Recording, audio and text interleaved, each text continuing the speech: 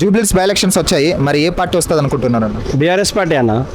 బీఆర్ఎస్కి ఎందుకు ఓటు వేయాలని? ఆల్రెడీ 3 సార్లు అవకాశాలు ఇచ్చారు కదా. అప్పుడంటే మాగంటి గోపీనాథ్ గారు ఉన్నారు, ఇప్పుడు ఆయన లేరు.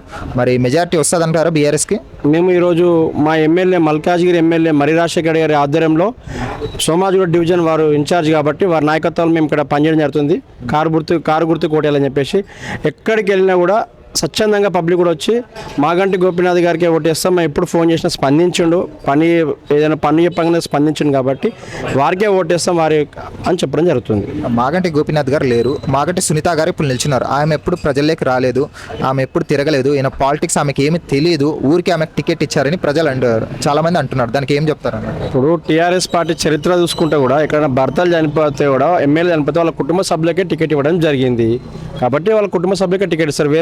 వేరే వాళ్ళ కార్యకర్తలకు ఇస్తే మాగంటి కుటుంబాన్ని రోడ్డు పైన వదిలేసారని ఇదే కాంగ్రెస్ పార్టీ, ఇదే బీజేపీ పార్టీ కూడా విమర్శ చేస్తుంది కదా మరి.